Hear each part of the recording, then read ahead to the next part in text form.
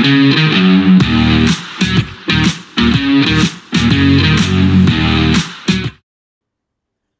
welcome back to the Supercoach NBA channel. In this video, we're going to review week 14 of the 2025-26 Supercoach NBA season, as well as preview round 15, which is coming up in a few hours. But, excuse me, week 14 first, we just missed out on the 1,000. This week scoring a 999. Did see another little drop in the rank. Of 41 spots, but nothing too much to panic about. Probably the only real disappointment, no league wins. But if we have a look at the team this week, we had SGA and Maxi at point guard. Both went okay with a 103 and a 92 respectively. Jamal Murray continues to be pretty good with a 103. Well, it'll be interesting to see how that's affected now that Jokic is back. Newport quite good too with an 88, so he's been a great hold at the moment. We went with Vucevic as the captain, trying to target the Bulls' schedule. Didn't quite work out. He only scored an 87. Scotty Barnes with the 78. I think that was off the back of a 3-game week, so that's fine. Josh Giddey, I think he got himself injured throughout the week, so he only scored a 36. That move was a bust. Sengun, 98 this week off the 4 games. He's got another 4 and then another 4 coming up, so pretty handy hold. Adebayo with 101 was really good, and then Luka as the VC was the correct choice as captain this week with a 162. Off, I believe that was a 4-gamer this week, so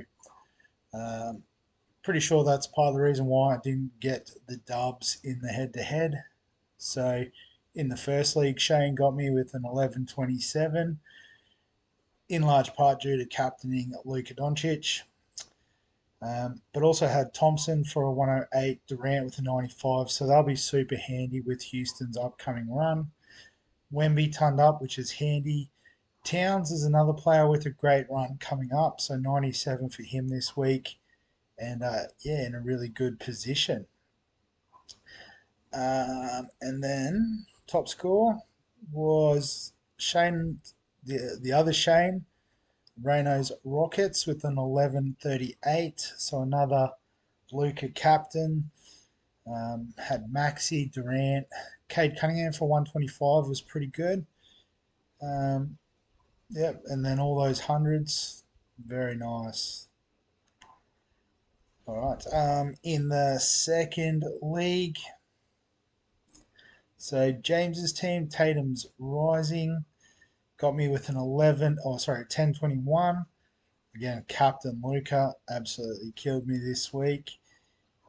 Had George with a 54, Brown with an 80, Jalen Johnson with an 80. So other than that, we had the scores pretty well covered, just couldn't cover the big captain. But looking through this league, looks like top score was an 11.09 for Shoab. It's going really well, sitting first in the league. I think I've been talking about his team more often than not lately. But yeah, Johnson, Maxi, so all 80s and above, which is what you like to see, the correct captain as well. So well done. Other players went well this week. So daylight between Luka and number 2, which was Banchero from Orlando with a 126. Cade was number 3, 125. Duran the center at Detroit with a 119. OG Ananobi, maybe is how you say that, a 114. Pretty handy at 12 mil. And the Knicks do have a pretty decent run coming up. So a 4 this week and then a 5 next week. Dylan Brooks turning up at under 100K, under 10 mil. Can't do numbers at the moment, which is great. So Desonmu was the Chicago Bulls asset to go this week with the 109. Um, any other sort of cheap options? So Pele Larson, so faded in when Miami had a great run, but he did well this week, scoring 100 at 8 mil. Um, thought there was another cheaper option. Maybe it wasn't as good as I thought it was. Oh, no, there we go. Drew Smith. So 6.7 or 6 point would have been under 6 mil last week. Scored an 84. Another Miami asset that went all right. Obviously, the average suggests that this was the exception rather than the rule, but could be a nice little cash down option if you're looking to create a few mil. Elsewhere on the break even front, talk about cash gen.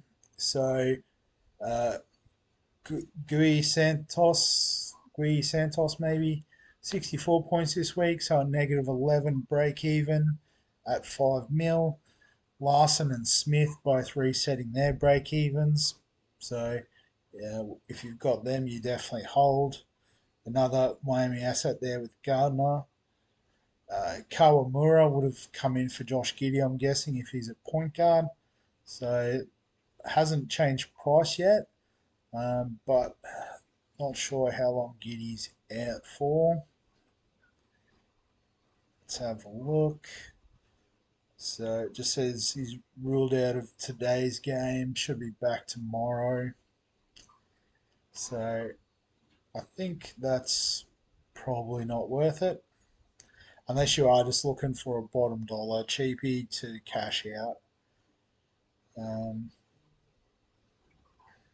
yeah, nothing too much. Tyrese Proctor, the young Aussie. So despite scoring a 26, is still at bottom dollar with an 8 break even. So he would literally be a cash out option, particularly this week with the 2 gamer. Probably won't be playing any Cleveland assets this week. But in terms of my team and what we're doing, I guess the big one is Nikola Jokic is back. So he does have a 170 break even, but he's every chance of hitting that in 3 games, as crazy as that sounds.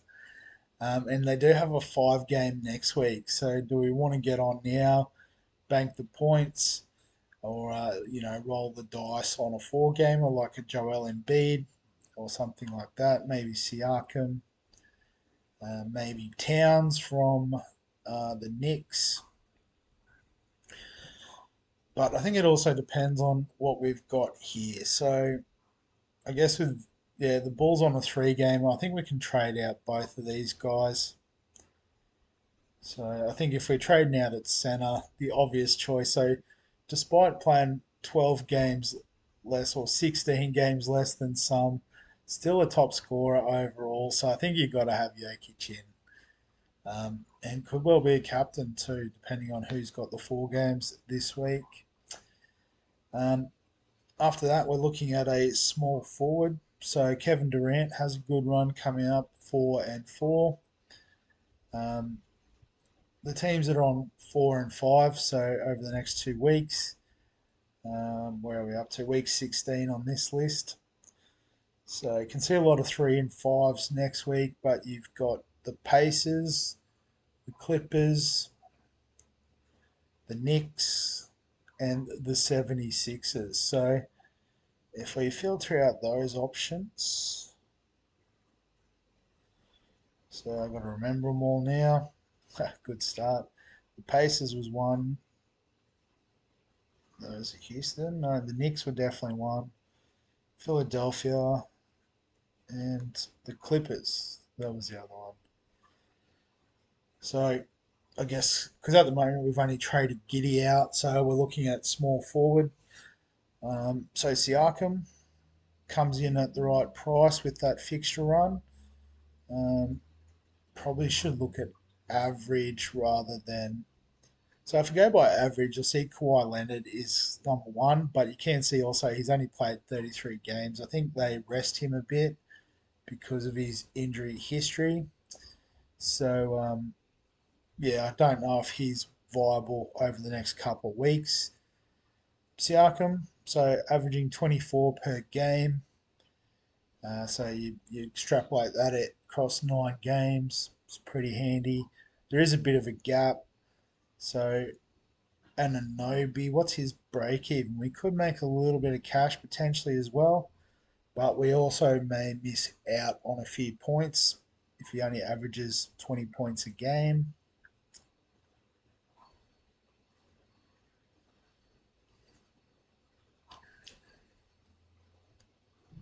Guess it also depends what we want to do with our third trade. So um, there's a few options.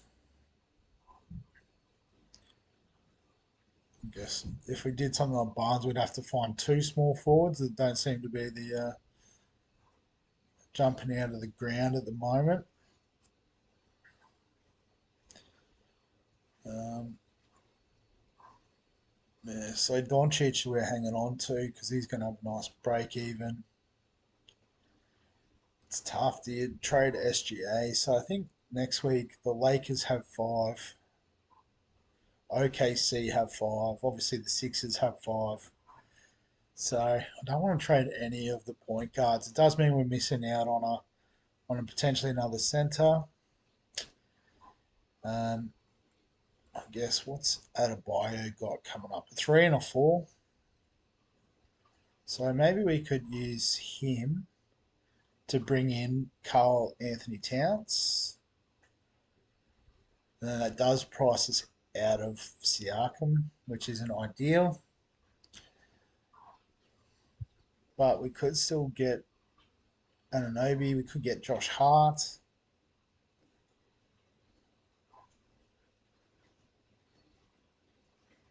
So both super pods at those prices. Might need to get the depth chart going. So where are we? New York. Depth. So basically they're all starting. So can't go too wrong with any of those sort of looks.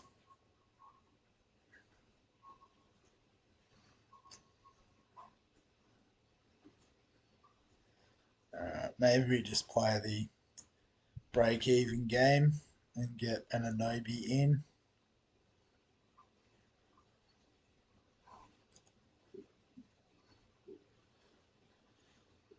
Yeah, so I guess maybe the other thing to consider, we don't have any more boosts. If we had a boost, we could probably get rid of this money off the bench, and that would help strengthen this starting team. But I'm hoping next week it's possible to get that going. So we've got these guys are all on five. Jokic's on five.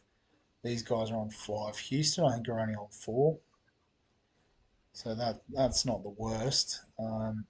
Toronto, Toronto's only on a three. So Barnes is a trade out next week.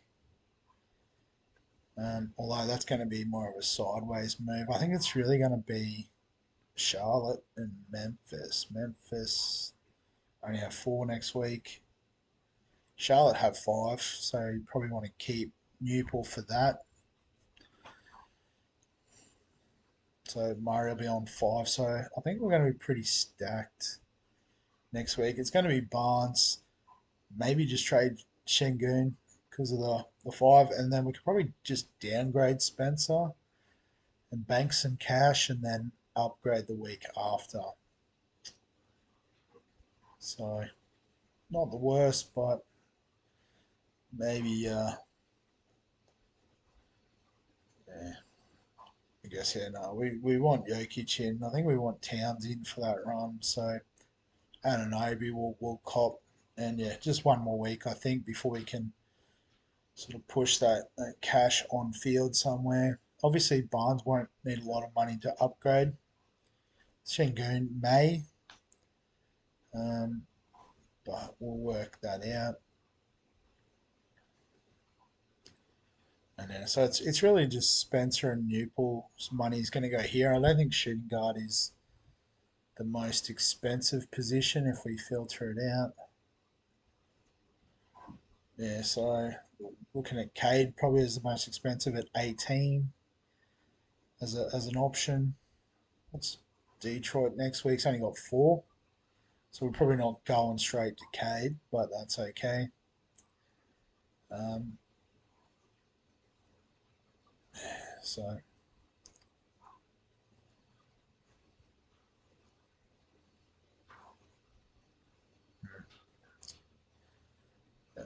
that's all right. So yeah, so it's probably not worth worrying about in this video, but yes, I think we've sort of got the funds there. We just need to do a couple of keep trading our way to probably what's the ideal sort of team. Um, yeah, starting. I guess Jackson's going to make a bit more cash, which is handy on the 4 games this week. What's Spencer's break even? 76. So he's pretty close to peaked in price, I think. So what's Newpill's run like? Because he's probably the one we've got to cash out as well. So after the 5 gamer, yeah, he can probably get upgraded. Yeah, the Pistons have a good run of 4s. So I think Cade comes in week 17, which is fine. And then, yeah, it's probably just got to squeeze a bit more money there at small forward. Um, maybe like, I guess, Maxi. So after the Sixers 5 gamer, yeah, a couple of threes, another 5, which is interesting. So maybe Maxi goes out just so he can free up the flex a bit as well. So I think it'll be okay.